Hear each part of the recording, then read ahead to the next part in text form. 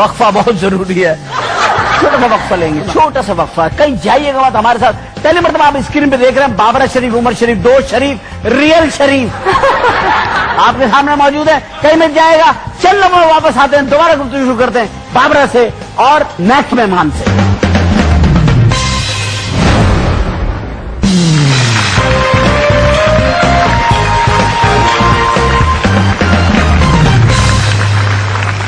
Welcome back after break. ख्वातीन हज़रात, जिस शख्सियत के साथ मैं यहां हूं, ऐसे फनकार ना रोज रोज पैदा ही नहीं होते और ना ही वो अब हमारे पास चीजें हैं कि हम ऐसे लोगों को, ऐसे आर्टिस्टों को हम ला सके इंडस्ट्री में। यही लोग हैं जो आए और छाए और रहें और रहेंगे।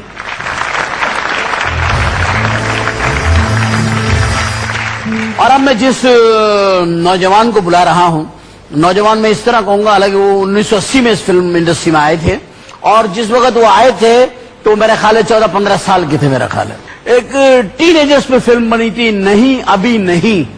यानी फिल्म का नाम ही ऐसा था कि नहीं अभी नहीं। फिल्म का नाम देखे क्या था, और नजरुल इस्लाम साहब ने बनाई थी, उनको इंट्रोड्यूस किया था, उन्हें और अयाज नाइक को। उस पिक्चर के अंदर आरजू हीरोइन थी और बहुत ही खूबसूरत फिल्म थी, वो बहुत कामयाब हुई थी। तो ख्वातीन हज़रात, हम एक ऐसे आर्टिस्ट को बुला रहे हैं कि जो अपने दौर से चला और फिर उसने पाकिस्तान के तमाम बड़े आर्टिस्टों के साथ काम किया और कई जगह पर उसने टफ टाइम भी दिया। बहुत खूबसूरत हैं, बहुत प्यारे हैं, बहुत नाजुक से हैं। अगर वो हीरो ना आते फिल्मों में तो हीरोइन भी आ सकती। इतना खूबसूरत है। आपकी भरपूर तालियां तशरीफ लाएंगे फैसल रहमान।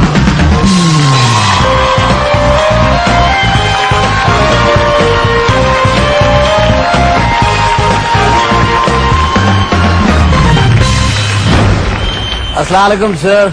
वालेकुम सलाम। जनाब मुबारक हो आपको बहुत बहुत। किस बात की?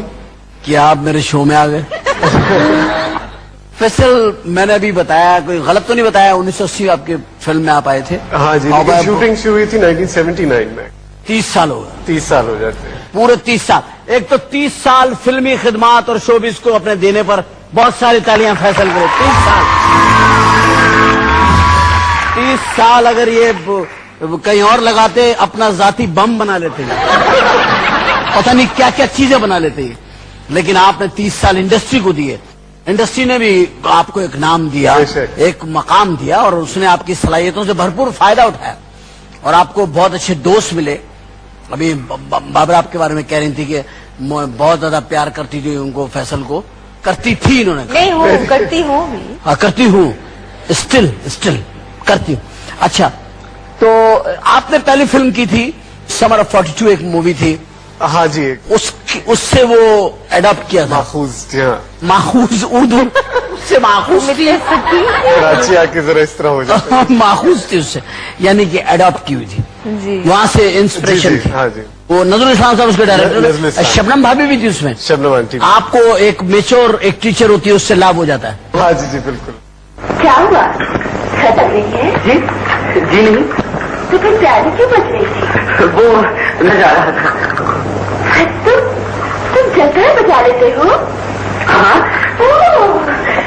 Very good. प्यारी लाती हूँ भाई, मुझे जलता देंगे। मैं एक खास किस्म की स्टिक इस्तेमाल करता हूँ, वो कभी लाऊंगा तो सुना दूंगा। प्रॉमिस?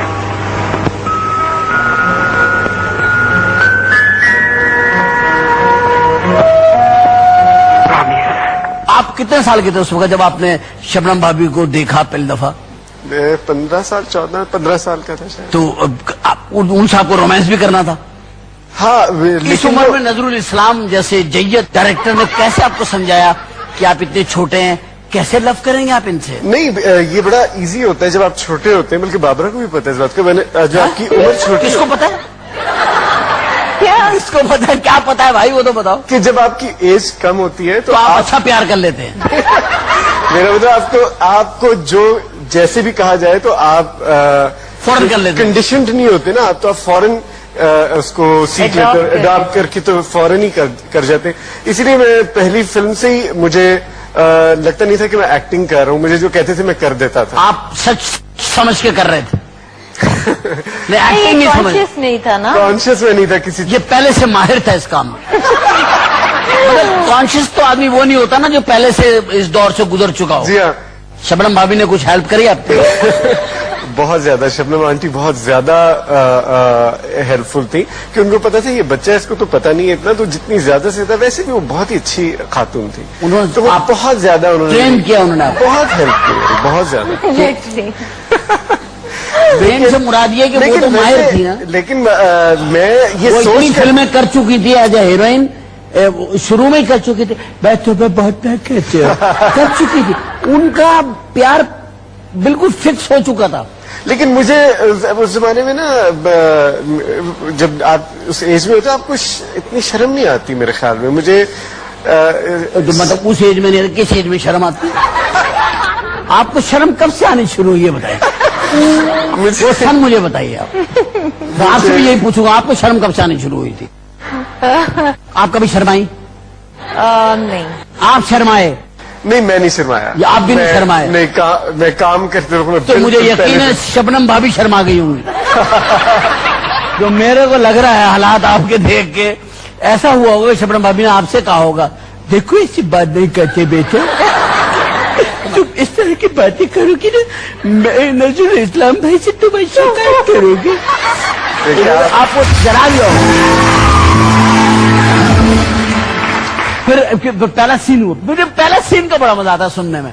मेरी आपका पहला सीन मेरा वो शबनम आंटी के साथ ही था, और बड़ा मुश्किल से। यार आंटी ना को, अच्छा, तो वो रोमांस का मजा नहीं आया। कभी अली भाई को, वो अली साहब को, कभी अंकल का है, बेबा भाभी, हम भाभी, वो एक बन जाता है ना जब आप आते हैं, तो वो होते तो आपके अंकल आंटी ही है ना। लेकिन रीत यही है कि शोबिस में कोई किसी को आंटी और अंकल नहीं कहता। मोहम्मद अली भाई तो इतने शरीफ आदमी थे, उन्होंने तो फिल्मों में जब किसी हीरोइन का घूंघट उठाया, चेहरे पे भाइयों वाले एक्सप्रेशन होते थे।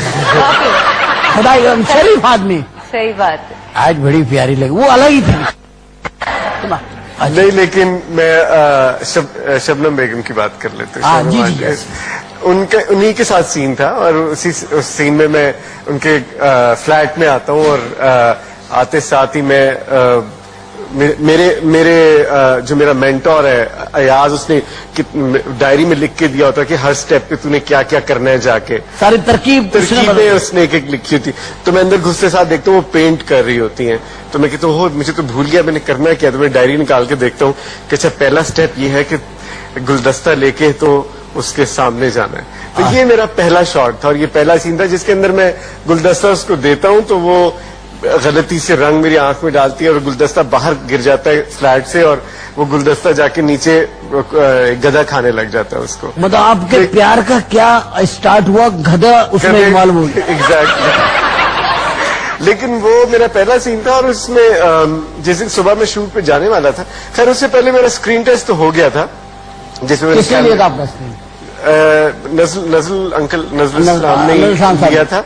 चौधरी साहब थे कैमरा मैंने बांग्लादेश चले गए हैं, वो थे सलीम चौधरी